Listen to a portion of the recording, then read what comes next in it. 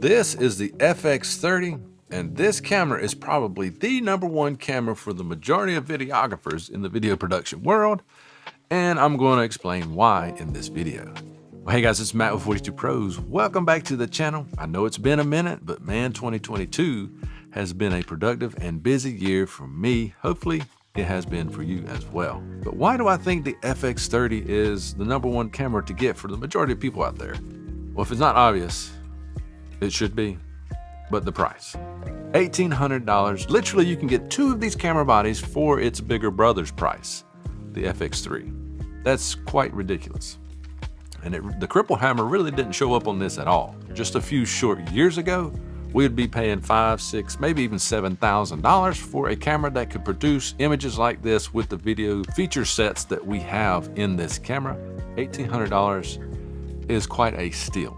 Now, if you spend a little more money, you'll move into the second reason why I think this camera is the #1 camera for the majority of people, and that is you'll get the XLR H1, the XLR handle for the FX30 or several of the cameras in the Sony lineup today. The A7 IV, FX3, A7S3, A7R5, so on and so forth.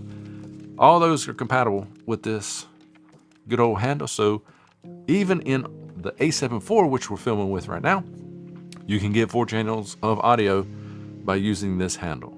That's awesome, okay? But it's professional controls. You get your attenuator, your dB pads there, so if you're filming in really loud conditions, you can put that pad on there, turn it down -20 dB, and you got some good quality audio there as well. You have your low pass filters, all that fun stuff. You have phantom power, line inputs, you name it, you got it.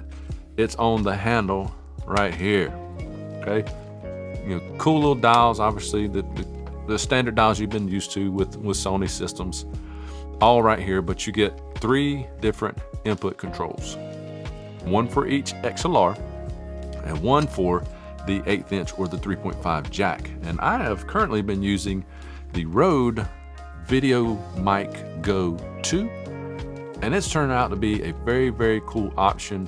I'll explain more about that later, but it frees up your XLRs and you still get good quality audio from your shotgun mic that you can actually use later on, not just have it for a scratch set of audio. Different video, different day. But the handle itself is phenomenal. You get 4 different channels of audio with this. The third reason would be for all the video specs. I kind of hinted at it earlier with the #1 point with the price, but the video specs, the codecs, the frame rates, everything you get in this is ridiculous. You get 4K 120 all the way down to 24. With the 4K 24, 30, and 60, it's oversampled from 6K. And the 4K 120 is actually 1:1 readout with the additional 1.55 crop, according to Gerald Undone, which I'll believe him, obviously. But you still get the 1:1 readout in the 4K 120, and that image is still beautiful, as you can see with some of the sample B-roll. So you get the HS version, the S version, the SI version of the XAVC-S. So you get all the codecs that you would need for 422, 420, 8-bit, 10-bit, all that fun stuff. You get it all right here. And with this wonderful full-size HDMI, you can get raw recording out to a separate recorder as well. So you get all of that for $1,800. Again, I'm telling you, just a few short years ago, we'd be paying a lot more for this little camera, but we got it, okay? The S&Q is a cool little feature as well. I've actually been using it here, testing it out for road time lapses, setting up my tripod in the back, filming a time lapse where you record 1 frame, but you put it in the 24 frame wrapper, so it plays back as a time lapse. Cool little feature. And if you need to do hyperlapses with, say, gimbals, that's a cool little feature that you can use to do hyperlapse on the cheap. If you need it, it's there, it's an option. It might work for you. At least you got it in this camera, okay? Obviously, this is a video focus camera, but you still get to use the electronic shutter for single frame photos, and it's a 26 megapixel sensor. That's kind of a sweet spot. Between that and 33, you can do about anything you would need to do in the photography world. Now, granted, it's electronic shutter, so flashes and whatnot might not work too good. So be careful with that, especially when you're indoors, okay? You might get some flicker. You might get some little bars and stripes in your photos. So be careful with that. Just want to give you a heads up. But it's an option. If you're outdoors, you ain't got to worry about it, okay? The next reason would be the ease of use on this camera. Okay, it's obviously it's got the new menu systems that Sony come out with just a little while ago. So the functionality there is a lot better. It's a lot more user friendly. Getting around and moving and selecting what you need to select is more. It makes more sense now. But the ease of use of this camera is quite good as well. Pretty much every button on this camera can be remapped for something else. So if you want to customize your camera completely to fit your needs, you can. But it gives you several cool little features right off the get-go. You can change your shutter to a record button. It already has a big record button, which actually has a cool little red LED light around it. And for our vloggers or self-interviewers like we do right here with YouTube, we have the front record button right here, so you don't have to reach around and worry about cables or tripod arms or whatever. You just reach right here in the front, turn it on, it starts recording. But again, you can remap all of this to fit your needs. But last but not least, with this ease of use, okay, it's kind of the unsung hero, or I guess the black sheep. No, not really the black sheep, but it is the stepchild of the Sony family when it comes to features, is this guy right here. Then you can get into your frame rate. So if you need to switch out your frame rates, finally we got a good touch screen on Sony, and I'm telling you, that is a game changer when you're in the outdoor world. Okay, instead of having to go through all your menus, select all these buttons and move around a lot, I can literally go whoop, and get to what I need to get to. Sensitivity of autofocus, face and eye detect, animal detect, whatever, frame rates, all of that is right here. I can set it up, okay?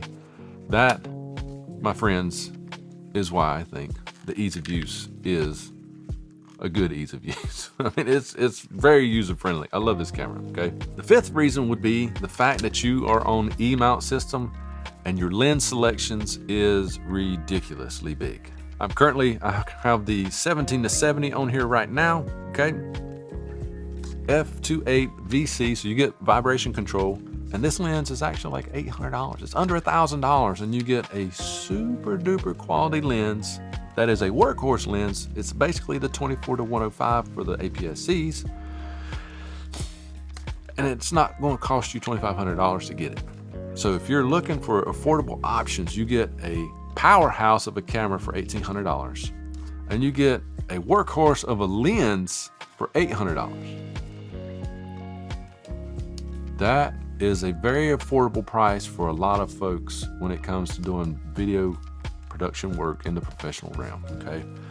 So yeah, the lens selections is ridiculous. So you got your Tamarons, your Sigmas, your Rokinon, the Viltroxes now is coming out some stuff for the APS-C and full frame that's working pretty good. And then obviously you got all the Sony G lens, G Masters, the Zeiss stuff, all of it is available on E-mount. So if you know that you're gonna grow your business, or if you have ambitions to grow your business, this is a great camera to have because of your lens selection, okay?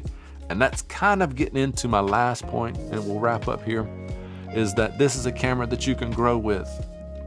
Obviously, I just mentioned it with the lenses. If you want to buy full frame now because you know you're going to grow into full frame later, when you do, this camera is going to be a superior B camera to a lot of cameras out there because of what it can do. I mean, the codecs and the video frame rates that I've already talked about, if you need raw out, if you need time code, this camera can do it, okay? That's nuts. For $1,800, I'm telling you, it's a steal. But again, this is a camera you can grow with because if you get them full frame lenses on here, it works phenomenal. And if you do it like that and you plan your lens purchases throughout the coming months and years or whatever down the road, and you move into those full frame cameras, you can get on up into the FX6, the FX9s, and all those lenses that fit on this camera will fit on those. So it's definitely a camera that you can grow with. But guys, that is it. That's why I think this camera is the #1 camera for the majority of people out there, especially if you're a video focused freelancer out there that's on a budget and you're looking for your very first video focused camera. It's gonna be hard to beat this one, especially for the price.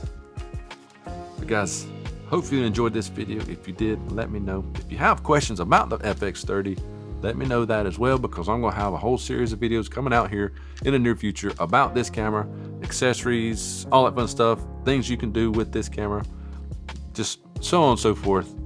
Let me know if you have questions. We'll go from there. But till next time, guys, get the gear that's right for you, because only you can do your projects. And since we usually only have one chance to get it right, why not do it right and just do it once? And maybe you can do it with the FX30.